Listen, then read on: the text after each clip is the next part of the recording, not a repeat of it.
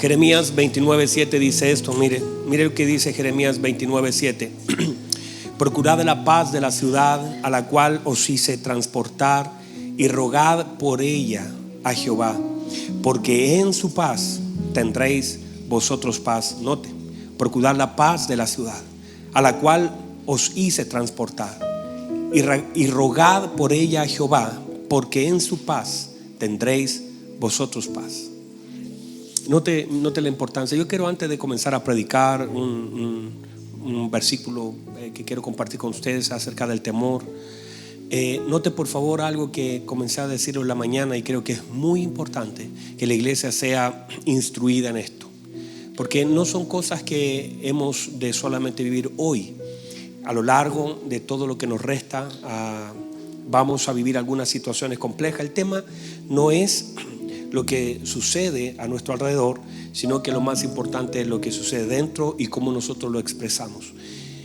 Como iglesia, creo que en muchos casos, y al ver tantas cosas que se levantan hoy, no se ha dado la talla, el margen, el lugar. Creo que nosotros como hijos del Señor hemos ido a ser pacificadores. El Señor dice: bienaventurados los pacificadores, porque ellos serán llamados hijos de Dios. En un evento como este no cabe la ironía, no caben los chistes, no caben las burlas, no entran, sino que solamente el clamor de su iglesia y la manifestación de nosotros como hijos del Señor a tratar de traer paz a las personas, traer luz por medio de su palabra. En ningún caso, mis queridos hermanos, se nos debe no nos podemos permitir nosotros mismos usar esto para decir está bien esto, está mal eso, sino que debemos usar las redes sociales también para traer paz, conciliación, porque incluso el Señor nos manda a amar y orar por nuestros enemigos. Si usted puede identificar un enemigo, alguien que usted dice se está robando, está lo que sea, ni la persona que saquea un supermercado, ni aquel tampoco que está dictando leyes o una persona que tenga participación en alguna sociedad. Nosotros no hemos sido llamados a tratar de traer enemistad, sino que a paz nos llamó el Señor. Y ahora esa paz debe ser transmitida por medio de la palabra y con un corazón misericordioso por aquellos que no conocen al Señor. ¿Por qué? Porque aquel que anda en la calle quemando micros, quemando el metro y todo eso, es simplemente que no conoce al Señor. Aquel que está haciendo leyes injustas manifiesta simplemente que no conoce al Señor.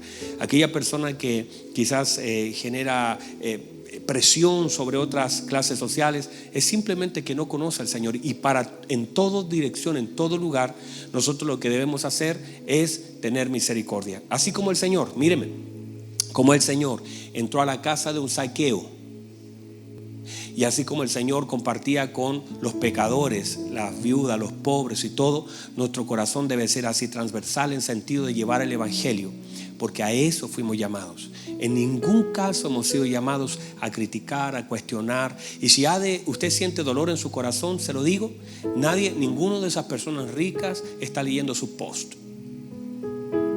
Nadie lo siga a usted de allá, que sea dueño de alguna empresa gigante. Ellos no leen sus posts, ni los míos tampoco. Entonces debemos ir al lugar correcto a expresar nuestro dolor. Si usted siente que alguien está siendo un delincuente, un sinvergüenza, vaya a las plantas del Señor. Y en ese lugar usted diga: Señor, yo creo que hay injusticia. Recuerde la parábola de la viuda y el juez injusto. La viuda iba al lugar correcto. A pesar de que el hombre era malo y era injusto, ella fue a ese lugar. No habló con la vecina, no habló con la amiga, no, ella fue a donde el juez, y allí pidió justicia. Y dice el Señor: y cuánto más el Señor atenderá a sus hijos que claman de día y noche. Por lo tanto, nosotros no estamos evidenciando a Cristo si nosotros usamos las redes de una forma equivocada. Nosotros debemos usar las redes como un medio de evangelización, y no de crítica, no de cuestionamiento, no de rechazo, no de odio, no de incitación al mal. En ningún caso debemos hacerlo así. Nosotros debemos reflejar a Cristo aún en las cosas que escribimos. Amén, iglesia. Y eso se lo digo porque en realidad a veces es triste lo que pasa en la calle, pero a veces más triste lo que pasa en las redes. Es muy triste lo que pasa en la calle, pero más triste lo que pasa en las redes, donde hay rechazo, contiendas, peleas, incluso todo eso no es del Señor. No es del Señor, en ningún caso. A paz nos llamó el Señor. Y si hemos de ocupar nuestras redes, que sea para soltar algo que le produzca paz en el corazón de aquellos que están dañados, aquellos que no conocen al Señor. Muy bien, iglesia. Amén. Y cualquier cosa, si usted considera que es algo contrario a lo que yo digo, al final se puede acercar, me puede decir sus razones y lo podemos conversar sin ningún problema. Pero creo que eso es lo que el Señor nos quiere, que nosotros seamos pacificadores. Amén. Muy bien, póngase en pie, por favor, déjeme leer un texto bíblico. Mira lo que dice Mateo capítulo 8. Estamos en Mateo capítulo 8, versículo 23. Ahí nos quedamos. Solamente quiero hablar acerca de cómo enfrentar una tormenta. Ese es el título de lo que estoy hablando. Cómo enfrentar una tormenta. Mire lo que dice: y entrando él en la barca, sus discípulos le siguieron. ¿Qué le sigue? ¿Quién sigue al Señor? Sus discípulos le siguieron. Y cuando hablamos de seguir al Señor, lo seguimos en su dirección, en su espíritu y en sus palabras. Nosotros seguimos al Señor en la dirección donde Él va. Así los discípulos dijeron: ¿y cómo podemos ir? Yo soy el camino. Nosotros debemos seguir al Señor en su dirección, en sus palabras y en su espíritu. Mire, dice: y le siguieron. Y aquí que se levantó en el mar una tempestad tan grande que las olas cubrían la barca, pero él dormía. Y vinieron sus discípulos y le despertaron diciendo: Señor, sálvanos, que perecemos. Él les dijo: ¿por qué teméis, hombres de poca fe? Entonces, levantándose, reprendió a los vientos y al mar, y se hizo grande bonanza. Y los hombres se maravillaron, diciendo: ¿qué hombre es este que aun los vientos y el mar le obedecen? Tomen asiento, por favor.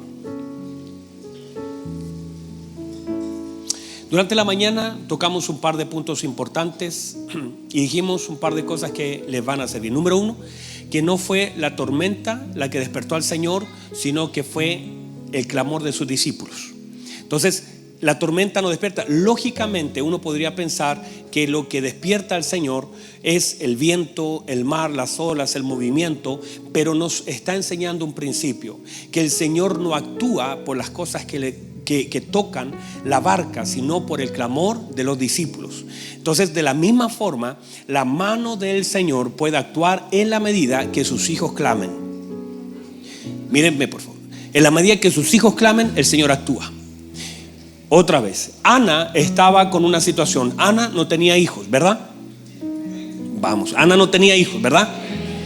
Y Ana lloraba. La Biblia dice que no comía, pero ni el hambre de Ana, ni las lágrimas de Ana, ni la frustración de Ana, ni el lamento de Ana, ni el enojo de Ana, nada de eso nunca el Señor lo respondió. Ni porque Penina era mala, ni porque su esposo era aguado, nada de eso el Señor respondió, hasta que Ana oró. Porque el Señor responde al clamor de sus hijos. No responde al dolor de sus hijos, sino al clamor de sus hijos. Si alguien ora al Señor, el que busca halla, el que golpea se le abre, el que llama se le abrirá. Por lo tanto, el Señor actúa por medio de la oración. Cuando nosotros oramos al Señor, cuando nosotros clamamos, no es la tormenta la que activa y despierta al Señor, es el clamor de los discípulos quien levanta al Señor. ¿Estamos claros? Ok. Número 2, también hablamos durante la reunión anterior un poquitito, que el Señor, el cuerpo del Señor se acostó, por supuesto, el Señor en su cuerpo, y entender que es el cuerpo porque el Espíritu siempre está presto y está despierto, pero es el cuerpo del Señor. Y hablamos acerca de la importancia de que el cuerpo, la casa del Padre, como hemos hablado, despierte. Porque muchas de las cosas que se levantan en la vida del hombre o en la sociedad es porque el cuerpo está durmiendo. El cuerpo de Cristo hoy, que en la iglesia, tiene que levantarse. Porque muchas cosas que se levantan a veces simplemente porque el cuerpo está durmiendo. Y si quiere ver eso, en la mañana hablamos acerca de la oración y la importancia de eso. Pero vamos otra vez. Entonces también hablamos acerca de que el Señor se levanta. Y cuando el Señor se levanta, mire por favor, el Señor, la Biblia dice, parte diciendo que se levantó una tormenta.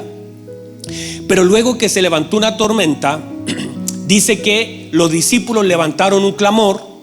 Y luego que los discípulos levantaron un clamor, el Señor se levantó.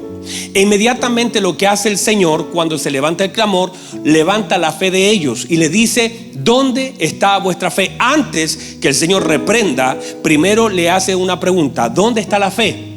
Lo que intenta hacer el Señor es que, número uno, se levanta la tormenta. Número dos, los discípulos levantaron un clamor. Número tres, el Señor se levanta. Número cuatro, el Señor levanta la fe de ellos. Y número cinco, el Señor reprende esa tormenta. Entender que lo que quiere el Señor es que nosotros levantemos, ¿qué cosa? Sí, claro, un clamor. Y juntamente cuando se levanta esa palabra, se pone en pie la palabra, se levanta la fe. Porque el problema del gobierno de esta tormenta es la falta de fe. Vamos otra vez. Lo que está gobernando cuando se levanta la tormenta evidencia la falta de fe. ¿Por qué? Porque a través de la tormenta o las cosas que se levantan, simplemente es un atentado contra nuestra fe. ¿A través de qué? A través del temor. Y ahí quedamos en la mañana en decir la importancia de que lo que se levanta delante de nosotros intenta infundirnos temor para afectar nuestra fe. Ahí nos quedamos en la mañana. Míreme por favor. O sea, vuelvo a decirlo, el hecho es que todas las cosas en nuestra vida que se levantan para amedrentarnos intentan generar temor en nuestra vida para que a través del temor nuestra fe descienda. Porque la fe es fluctuante. A veces usted va a tener una fe, no me diga que no, una fe súper activa, que usted va a decir: uy, tengo fe, yo creo que puede sanar. Y en algunos casos, por alguna razón, su fe decae. A veces usted cree en el Señor como para sanar un enfermo, pero a veces cuando sus emociones son tocadas, usted ni por usted cree. Y cuando nosotros tenemos tendencia a creer más por otro que por nosotros mismos. Usted puede poner la mano sobre un enfermo, pero cuando se trata de su hijo, se trata de usted, sus niveles de fe tienden a bajar. Cuando usted está enfermo, usted tiene más fe normalmente para otros que para usted mismo. ¿Por qué pasa eso? Porque las cosas intentan bajar su fe por causa de sus emociones. Y cada vez que las emociones son tocadas, la fe es tocada. No sé si hay alguien acá. Otra vez, el hecho es que mucha gente tiene la fe para creer por otros, y a veces usted dice: yo voy a orar para que consigas un trabajo, voy a orar para que el Señor te sane, voy a orar, y comienzas a creer por otro, y te es más fácil creer por otro. ¿Por qué? Por causa de que cuando tienes que creer por ti, están tocadas tus emociones. Y la fe tiende a fluctuar por causa de las emociones del hombre. Y cuando se levanta cualquier cosa, por ejemplo, usted puede orar con mucha fe cuando se trata del cáncer de otro, pero cuando a usted le dicen, como que me lo desarman. Y es allí donde nosotros tenemos que entender la importancia de aquellas cosas que se levantan. Cualquier cosa en su vida que se levante, lo que intenta es dañar su fe por medio del temor o cualquier emoción que quiera afectar lo que usted cree. ¿Estamos ahí? Entonces, no es solamente la tormenta, sino qué provoca la tormenta en el corazón del hombre. ¿Cómo ese miedo? Mire que los discípulos, a causa del temor, entonces perdieron su fe. Porque siempre el temor será un atentado contra la fe del hombre. Siempre el temor intentará aparecer de diferentes lugares para que usted no pueda creer. Sin creer no puede agradar a Dios. Sin creer no podemos orar, porque vamos a orar sin creer. Y para orar necesitamos creer, porque para el que cree todo le es posible, pero para el que no cree nada le es posible. Entonces, como la Biblia dice que el justo por la fe vivirá, vemos a muchos hombres que por falta de creer y de fe no pueden vivir, sino sobrevivir. No sé si hay alguien acá. Entonces, ¿qué nos falta? Creer, confiar, desarrollar una fe activa y saber que hay cosas que se han de levantar a nuestro alrededor. Durante la mañana hablamos de la fe de Pedro, hablamos de la fe de Pablo, hablamos de la fe de hombres de Dios como que creyeron, pero fueron enfrentados a algunas situaciones que intentaban dañar lo que ellos creían. ¿Para qué? Para que el temor gobierne su corazón. Y todo lo que se levanta a nuestro alrededor hoy día está tratando de provocarnos a temor para que los niveles de fe desciendan. Ese es un problema grave. Porque ¿cómo vas a orar sin fe? ¿Cómo vas a agradar al Señor sin fe? ¿Cómo vas a orar por otros sin fe? ¿Cómo vas a adorar sin fe? Entonces, lo más importante, el elemento clave en nuestra vida es la fe, que es atentada por medio de ¿qué? Por medio del temor. Y es allí donde nosotros debemos prestar atención. Ahora, vamos a lo segundo. Cuando el Señor logra y le dice a los discípulos: ¿dónde está vuestra fe? Entonces inmediatamente la Biblia dice que Él reprende mire lo que dice: reprende al mar y también reprende al viento. Reprende al viento y reprende al mar. ¿Por qué? Era como más sencillo que el Señor dijera a la tormenta: desaparece. Pero la Biblia dice que primero reprende al viento y luego reprende al mar. Reprende lo que se levanta y reprende el escenario donde se levantó. Reprende dos cosas, porque estas dos mezclas, estas se unen para poder generar una tormenta. Quiere decir que cuando nosotros, por eso yo he enseñado en este tiempo a orar con entendimiento, a orar con conocimiento y a orar con sentimiento. Debe estar nuestro corazón en el asunto, debe estar nuestra cabeza también metida en el asunto, con entendimiento y conocimiento. El Señor, cuando ora, ora con claridad, ora a lo que provocó, a la raíz del asunto, porque dice la Biblia: se levantó un viento que provocó una tormenta. Por lo tanto, Él reprende la raíz. Hay que reprender la raíz. Por eso cuando nosotros vamos a la palabra, Marcos capítulo 11, dice la Biblia, el versículo 12, que el Señor iba pasando y ve una higuera que no le da fruto, y dice que la maldijo. Nunca más dijo: nadie coma de ti. Y al otro día, Marcos 11:20, dice que pasando por ahí, Pedro dice: mira, Señor, la higuera que maldijiste se secó desde la raíz. O sea, él pudo discernir que lo primero que se secó no fue hasta la raíz, sino lo primero que se secó fue desde la raíz, y ahí comenzó a secarse. Y si desde la raíz, si nosotros entendemos cuál es la raíz de todas las cosas, si uno puede entender cuál es la raíz de un problema, ir al principio, al génesis del asunto, si podemos orar por la raíz de un asunto y el Señor nos da entendimiento, porque usted puede cortar una rama, va a salir otra. Usted puede cortar una hoja, le va a salir otra. Hay árboles que usted lo parte por la mitad, al año siguiente está otra vez grande ese árbol, pero cuando usted toca la raíz es cosa de tiempo. Quizás no lo va a ver, porque note, cuando el Señor dice que le habla, la higuera le habla, le dice: nadie más coma de ti, y todos se fueron a casa, pero nada pasó. Al otro día dice que los resultados de la palabra del Señor hicieron que desde la raíz en adelante todo se secara. Quiere decir que cuando yo tengo la capacidad de descubrir la raíz de un asunto y le hablo a la raíz de un asunto, puede ser que cuando le hablo nada suceda, pero dele 24 horas, dele tiempo.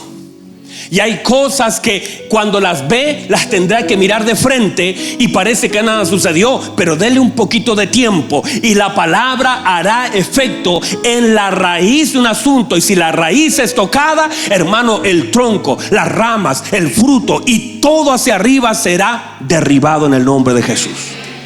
No sé si alguien lo puede recibir, pero qué trascendente para nosotros es poder determinar cuál es la raíz de un asunto y cómo estas cosas se mezclan negativamente para poder levantar algo. Por eso el Señor dice que reprendió primero al viento, porque el viento fue el que provocó al mar, y esa mezcla, dice, reprendió al viento, el que inicia algo, y reprendió el mar, que fue el escenario donde se gesta todo. Entonces uno en la vida a tener que entender las mezclas que son negativas, porque la Biblia hay algunas mezclas que la Biblia dice ayuno y oración, la Biblia dice Pablo y Silas. Hay personas y hay cosas que se unen para poder bendecir, pero hay cosas que se unen también para maldecir.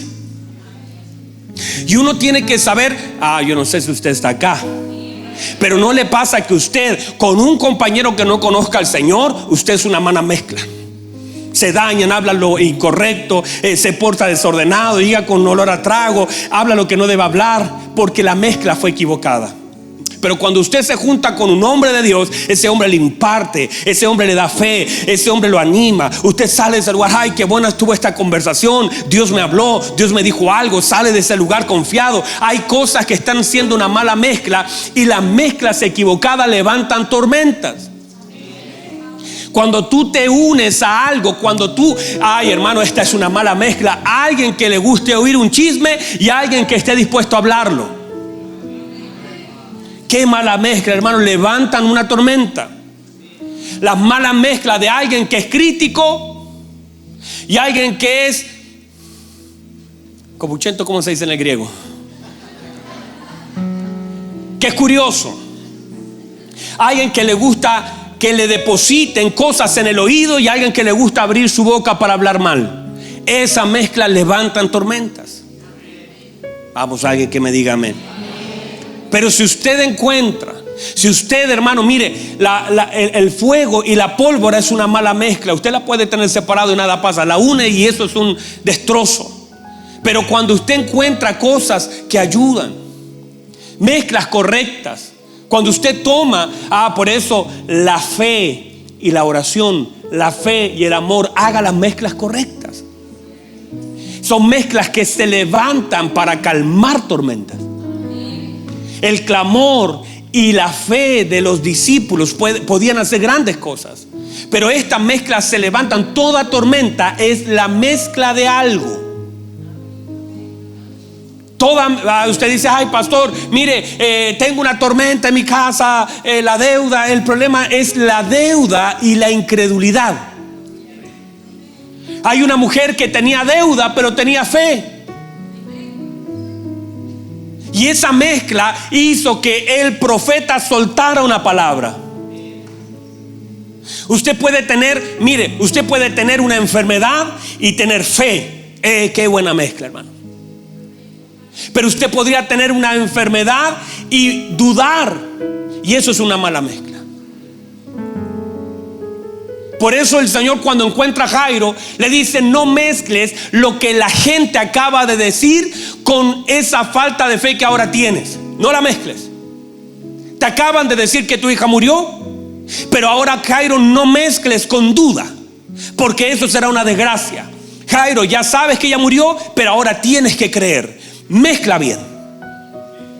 No sé si alguien puede recibir eso. Y si crees, le dijo: ya sé que tu hermano está allá. Me llevaste a la tumba de Lázaro. Ya sé. Lo que está allá adentro, ya sé. Hace 4 días que está ahí, está descompuesto, ya lo sé. Pero no lo mezcles con crítica, no lo mezcles con duda, no lo mezcles con cuestionamiento. Marta, si crees, esa mezcla de lo que está enfermo, pero si lo mezclas con la fe que te tienes que tener ahora, eso puede levantarse. Mézclalo bien para que tu hermano pueda salir. Hay cosas que si se mezclan bien, mostrarán la gloria del Señor, mostrarán la gracia de Dios, pero si se mezclan mal, han de traer tormentas sobre nuestra vida. Y normalmente nos mezclamos mal. Porque alguien, por ejemplo, si a ti te dieran hoy día, llamara, bueno, no día, mañana, el jefe te dijera: mire, la verdad es que la cosa anda mal, se nos quemó el supermercado, se nos quemó esta empresa, no tenemos cómo. Ahí está la carta. Esa carta es el elemento. Esa carta es verdad, una carta que dice: ya no puede seguir trabajando. Pero usted no la puede mezclar con duda, usted no la puede mezclar con cuestionamiento. Usted no puede decir: ay, ¿dónde está el Señor ahora? No, usted no puede con reclamos. Usted tiene que tomar esa carta y mezclarla con fe y decirle: ay, jefe, yo no me iba a salir del trabajo, nunca lo pensé, pero ahora que me entrega esa carta le quiero agradecer, porque esta carta la voy a mezclar con la fe que el Señor me ha dado, con la palabra de Dios que el Señor me dio, que cuando una puerta se cierra, otra más grande se puede abrir, y voy a comenzar a caminar en la palabra del Señor. No la voy a mezclar equivocadamente, la voy a mezclar con la fe que el Señor me ha dado. Y si la someto, y si someto esa carta a la voluntad del Señor, sé que el Señor cuida de mí, sé que el Señor tiene cuidado de mis hijos, sé que el Señor sabe lo que yo necesito, sé que el Señor no está ajeno a lo que estoy viviendo. Así que no voy a mezclar esta carta con una duda. Entiéndase, por favor, haga mezclas correctas. Cuando vea algo que está mal, no lo mezcle, no lo contamine con una mezcla incorrecta. Cuando vea algo que está mal, la Biblia dice: el hijo pródigo venía, el padre no lo mezcló con crítica, con dolor, con muerte, sino con perdón, y eso provocó una fiesta. Porque hay que hacer las mezclas correctas. ¿Lo puede recibir? Voy a cerrar la palabra. Esto es mucho más profundo. Tengo mucho escrito, pero digo, ya debemos cerrar. Pero déjenme cerrar con esto.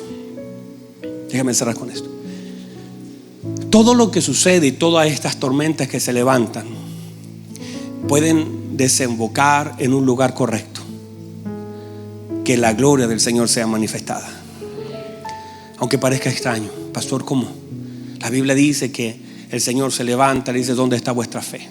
Porque tormenta y duda es una desgracia, es pérdida. Pero tormenta y fe es gloria. Vamos a mezclarlo bien. Si esto es tormenta y hay incredulidad, eso es desgracia, pérdida. De hecho, noten por favor, aquellos hombres que iban en la barca de Jonás tenían dioses equivocados, tenían todo equivocado, tenían una tormenta y todo lo perdieron, porque las mezclas fueron incorrectas. Confiar en un Dios que no oía, todo se perdió. Dice, empezaron a tirar las cosas, todo. Porque el tema no es la tormenta, sino es cómo esa tormenta atenta en contra de mi fe, y cómo permito que esa tormenta afecte lo que yo creo. Pero sí, de pronto la tormenta está, porque no es, eso es real, ahí está la tormenta. Pero si yo ahora en medio de esa tormenta digo: ay Señor, no te voy a despertar con mi temor, porque esto hicieron los discípulos, despertaron al Señor por temor, no con fe ni por fe, sino que el temor los llevó a despertar. Señor, levántanos que perecemos. Eso es una actitud, una palabra de duda, de temor. Y el temor y la fe no tienen nada que ver. Entonces no podemos clamar al Señor por temor, debemos clamar al Señor con fe. Son dos cosas distintas. Por ejemplo, yo hice oraciones de temor muchas veces. A mis hijos, por ejemplo, yo decía: Señor, guárdalo, que no les pase nada, ayúdalo, Señor, yo confío en ti, que nada de pasarle, cuídalo, Señor. Y de pronto un día, orando así por mi hijo Daniel, en una noche, yo dije: ¿por qué oro así? Simplemente estoy conectando con el Señor por medio de mi temor, no por medio de mi fe. ¿Y qué hice? Cambié mi oración. Dije: Señor, gracias, porque mi hijo está en tus manos. Señor, gracias, porque él, aunque ande en valle de sombra de muerte, usted estará con él. Mi hijo está en sus manos. Y cambias, es la misma oración, pero una que está conectada al temor y otra está conectada en fe. Si usted está enfermo, usted puede hacer una oración de temor: ay Señor, sáname por favor, ayúdame que no me muera, mira Señor, es lo que dijo el médico. Y eso es temor. ¿Cómo vas a conectar con temor? Porque el temor no agrada al Señor. Usted puede decir: Señor, usted dijo que por sus llagas he sido sanado. Y Señor, si ha llegado mi hora, gracias por los años que me ha dado. Pero si usted puede extender su misericordia, Señor, yo creo que usted lo puede hacer, y confío, Señor, que su mano es poderosa para hacerlo. Señor, yo sé que su palabra no ha de fallar en mi vida. Yo sé que mi vida está en sus manos. Señor, mi vida no está en las manos de un médico, no está en una declaración médica. Mi vida no depende de un cáncer, mi vida depende de usted. Y el día que usted quiera, Señor, mi vida será para usted. Pero poderoso es usted para librarme del cáncer, librarme del SIDA, librarme de la enfermedad que sea. Mis riñones tendrán que resistir, mis pulmones tendrán que resistir, mi corazón tendrá que resistir hasta el día señalado por usted. Así que gracias, Señor, por ese reporte médico. Mi vida está en sus manos. No sé si alguien puede recibir eso. Reciba la palabra. Y es allí donde nosotros tenemos que aprender a orar. Ay Señor, mi hijo, mira dónde está, pobrecito, está metido en la droga, está en el alcohol. Y no es que esté mal que usted ponga su corazón, pero use la fe. Señor, gracias porque usted me dio ese hijo. Yo quizás lo eché a perder, yo fui un mal padre, yo lo abandoné y reconozco mis pecados, pero su misericordia se extiende sobre mi vida. Y usted tiene poder para alcanzar a mi hijo, para tomar a mi hijo, para transformar a mi hijo. Y bendigo la vida de mi hijo. Y donde esté, si ahora mismo está borracho, está drogado, Padre, en el nombre de Jesús, poderoso es usted para tocarlo, para transformarlo. Y creo que usted es poderoso, Señor. Y usted ora con fe. No se conecte por medio del temor, porque la Biblia dice que el perfecto amor echa fuera el temor. ¿Qué hace usted conectando con temor con el Padre? Si no hay nada de temor en la fe hay seguridad, hay convicción. No sé si hay alguien acá todavía. Entonces a veces todas nuestras oraciones van de la mano del temor, y no es la forma en como nosotros podemos hacer que la palabra sea levantada, sino que es a través de la fe. Nosotros podemos alcanzar el favor de Dios por medio de la fe, no por medio del temor. Y nosotros asumimos que lo estamos haciendo bien, pero nada que ver. ¿Estamos deshonrando al Señor con nuestro temor o podemos honrarlo con nuestra fe? Podemos deshonrar al Señor con nuestro temor o podemos honrar al Señor con nuestra fe. Ahora, están acá todavía. Esta tormenta entonces se levanta para que Cristo sea glorificado. Cristo dice que Él reprenda al viento, reprenda al mar, se hace gran bonanza. Y la gente dice: ¿y quién es este? ¿Quién es este que tiene autoridad? ¿Quién es este que tiene poder? Porque justamente la manifestación de Cristo en la vida de mucha gente en este tiempo es un momento donde Cristo puede ser glorificado. Este es el momento. Cuando hay una tormenta, usted debe entender que es una oportunidad para que Cristo sea glorificado. O sea, está la tormenta. Usted: ay, pero pastor, no ve, mire cómo está. Sí la veo. El tema es que esa tormenta, detrás de esa tormenta puede haber una gloria tan hermosa del Señor, donde los hombres que caminan, incluso han caminado con Él, digan: wow. Y miren, por favor, tú te puedes subir a la barca de un hombre que no conoces.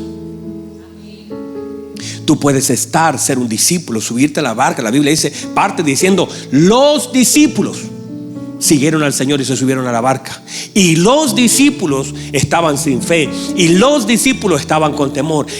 Ay, santo, de esos discípulos, hermano, qué cosa. Qué cosa, como que me representan esos discípulos, hermano.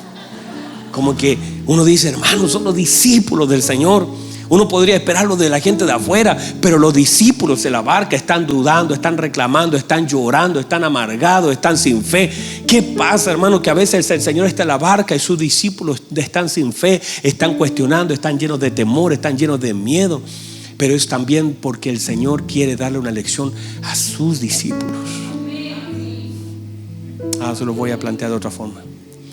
La tormenta se levantó para que los discípulos vean la gloria del Señor. Reciba eso. Reciba eso, porque hay una formación del Padre en la vida de los hijos. Y muchas veces el problema no es afuera. Esa tormenta que se levantó no fue para que los marineros, ni se saben su nombre, era para que Jonás. Entiendes de que hay muchas cosas que están pasando fuera de la barca y que están, por supuesto, la gente puede ver la tormenta, pero lo más importante es que los discípulos, usted y yo, podamos ver la gloria del Señor, porque tal vez esta tormenta está manifestando que no le conocemos y está evidenciando que no le conocemos. Los discípulos dijeron: ¿y quién es este? Y la pregunta no: ¿eres un discípulo? ¿Quién es este que el viento y el mar le obedecen? Porque muchas de las cosas que están pasando hoy es para que los hijos de Dios puedan conocer al Dios de los hijos. Y todo lo que está viviendo, a veces todo este movimiento que está pasando, es para, ¿sabe lo que la gente afuera ni sabe? Y somos nosotros los que debemos conocer la gloria del Señor. Y la Biblia dice que el Señor manifestó su gloria y sus discípulos creyeron en Él. Quiere decir que muchas de las cosas que están pasando afuera es para que nosotros volvamos a creer en Él. Porque si nosotros creemos en Él en una forma natural, la gente podrá creer en Él. Pero los discípulos somos los que tenemos que conectar con las cosas que en este momento no conocemos del Señor, que hay una autoridad tan grande del Señor. Hay una gracia tan grande del Señor. Y que muchas veces nosotros perdemos de vista. ¿Sabe por qué? Porque a veces se nos hace común ir con el Señor en la barca. A veces volvemos común el entrar a una barca con el Señor. Y cuando nosotros los discípulos volvemos común algo que es tan sagrado para nosotros. Ay, yo tengo al Señor en mi corazón. Lo volviste común. Lo volviste común. Ay, no, si el Señor va conmigo y es mi poderoso gigante. Pero lo volviste común, le cantas, le adoras, pero ya no puedes, no es lo mismo. El hecho de poder sentirlo, el hecho de poder agradecer que Él vaya en la barca, el disfrutar que vaya en la barca, es más, el dormir al lado de tu Señor. sabe que si él se durmió, quizás todos se tendrían que haber dormido por causa de recostarse al lado de su Señor. Pero a veces lo volvemos tan común. Vamos en la barca con el Señor sin darnos cuenta a quien llevamos en nuestra vida. No hay tormenta más grande que Él. No hay viento tan fuerte como Él. Él es más grande que todo. Y si Él se levanta, no importa lo que se levante fuera de Él, Él tiene autoridad sobre todas las cosas. Él tiene autoridad sobre toda tormenta. Él tiene autoridad sobre toda obra del diablo. Él tiene autoridad sobre toda obra del infierno. Él es la autoridad más grande. Póngase en pie, por favor. Recíbalo, por favor. Cierre sus ojos un minuto. Cierre sus ojos un minuto. ¿Qué te provoca todo lo que está pasando? Como los vientos, la Biblia dice vientos tienen que ver con doctrinas, vientos tienen que ver con mensajes, vientos tienen que ver con palabras, vientos, espíritus, como de pronto se levantan para afectar tu fe. Mucha gente viendo esto dice: ¿dónde está el Señor? Otros ven eso y comienzan a operar en temor, porque justamente el diablo lo que quiere es traer un espíritu de temor. Es que por medio de lo que vemos, infundir temor al hombre, y el temor no opera en la fe. Por lo tanto, ese espíritu de temor que se generaliza comienza a minar tu fe y comienzas a vivir como un desesperado. Hay que llenarse de mercadería, hay que llenarse de cosas, y comienzas a operar no en fe sino en temor. Y todas tus oraciones cambian de fe a temor. Y tú le pides: Señor, por favor, cuida a mis hijos, cuida a mi familia. Y todo eso nace del temor, no de la fe.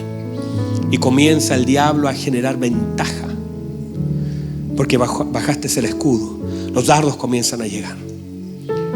Abraham, yo soy tu escudo. Abraham.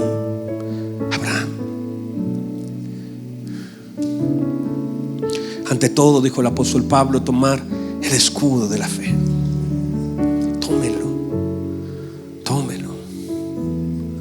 Tome la fe.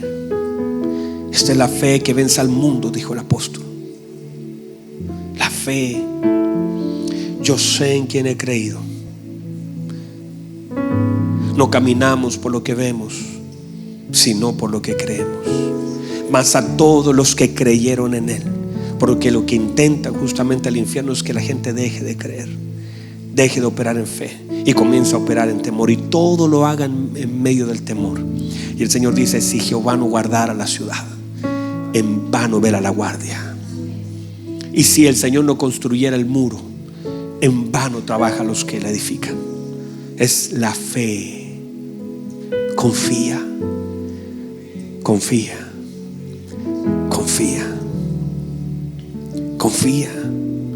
Descansa. Deposita tu fe en Él. Él no te va a fallar. Él no te va a dejar. Él no te va a soltar. Todo lo que somos y lo que tenemos está sostenido por la mano de Dios.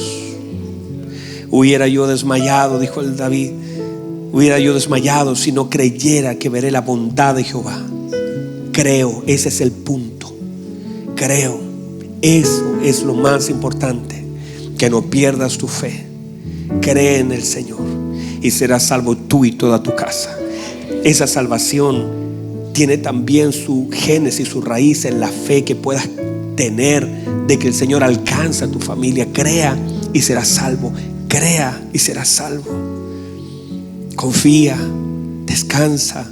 La fe te da seguridad. La fe pone tus pies en la roca de su palabra. La fe te posiciona. Vamos, en el nombre de Jesús. Tienes que creer. No importa lo que se levante delante de ti, tienes que creer. David se levantó delante de Goliat y le dijo: ya enfrenté allá atrás osos y leones. Sé quién está conmigo.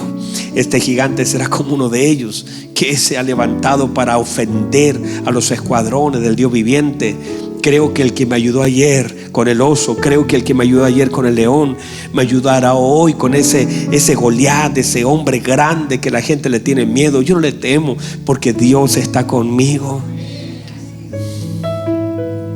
Levante sus manos al cielo.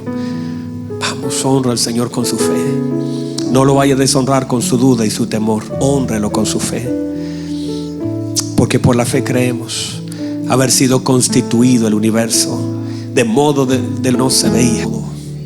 Por la fe Abel ofreció. Por la fe Enoc tuvo testimonio de haber agradado a Dios y Dios se lo llevó, porque agradó a Dios. Por la fe Sara, aun siendo vieja, creyó que era poderoso quien le había prometido. Por la fe taparon boca de leones.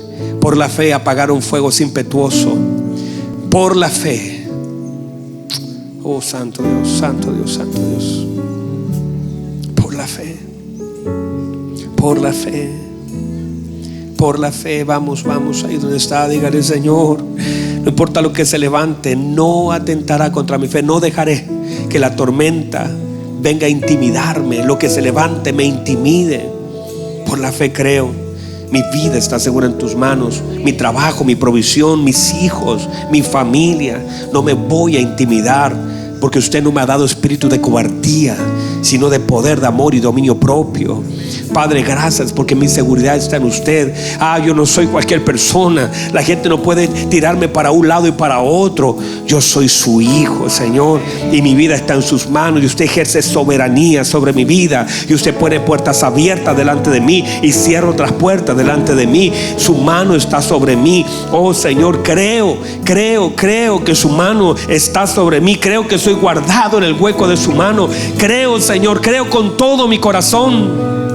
Aleluya. Mas el justo por su fe vivirá. Vamos, créanle al Señor. Díganle: Señor, te amo, gracias por cuidarme. No voy a levantar oraciones de duda, de temor. Gracias por cuidarme, gracias por bendecirme, gracias por rescatarme. Gracias porque su mano está sobre mi casa, está sobre mi vida, está sobre mi familia.